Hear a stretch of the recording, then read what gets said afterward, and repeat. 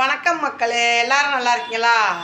இன்றைக்கி வந்து காலையிலே எழுந்திரிச்சு ஒரு 7:30 மணிக்கெல்லாம் வீட்டு வேலையை முடிச்சுட்டு அங்கே சைட்டில் போய் தண்ணி விட்டுட்டு கட்டடத்துக்கு தண்ணி விட்டுட்டு வந்தேன். மணி 10:30 மணி ஆயிடுச்சு. சரி, ஏதாவது செஞ்சு சாப்பிடுவோன்னு பார்த்தா கோதுமை மாவு தான் இருந்துச்சு. பாருங்கள், கோதுமை மாவு பிணைஞ்சி வச்சுருக்கேன். இதை உருட்டி ஒரு 4 சப்பாத்தியை நறுக்குன்னு போடுவோம். போட்டு உங்கள்கிட்ட காட்டுறேன், மாவை உருட்டி காட்டுறேன். அந்த வருங்க உருட்டியாச்சு. தோசைக்கல்லும் வச்சுருக்கேன். இந்த வருங்க சப்பாத்தி மாவு உருட்டிட்டேன். உருட்டி நல்லா நம்ம தேய்க்கிற பக்குவத்துக்கு வச்சுக்கிட்டேன். இப்போ இந்த மாவில் தொட்டுக்கிட்டு தேய்ப்போம். தேய்ச்சி தோசைக்கல் இந்த இருக்கு பாருங்க, அடுப்பை பற்ற வச்சு வச்சுருக்கேன். இந்த தோசைக்கல்லில் போட்டு சப்பாத்தியை எடுத்துக்கிறோம்.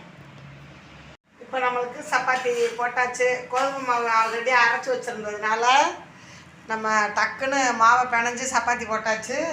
இதுக்கு வந்து நேற்று வச்சா கொஞ்சோண்டு சாம்பார் இருக்குது, அதுவும் கொஞ்சோண்டு சட்னி வெங்காயம் தக்காளி போட்டு அரைச்சி வச்சுருக்கேன். வாங்க எப்படி டேஸ்ட் இருக்குன்னு உங்கள்கிட்ட சொல்கிறேன். ஓகே, கோதுமை மாவு வந்து நான் வந்து எப்பயுமே ஜலிச்சுட்டு தான் மாவை பிணைவேன். ஏன்னா கொஞ்சம் ஒரு மாதிரி அந்த திப்பிகள்லாம் இருக்கும். அதனால் ஜலிச்சுட்டு பிணைஞ்சோம்னா நம்மளுக்கு சப்பாத்தி நல்லா சாஃப்டாகவும் இருக்கும், சாப்பிட்றதுக்கு நல்லாவும் இருக்கும். எடுத்துக்கோங்க, வாங்க நீங்களும் சப்பாத்தி சாப்பிடுங்க. ஓகே ஃப்ரெண்ட்ஸ், இந்த வீடியோ பிடிச்சிருந்தா லைக் பண்ணி ஷேர் பண்ணி நம்ம சேனல் சப்போர்ட் கொடுங்க. பாய். லைக் பண்ணுங்கள். ஓகே.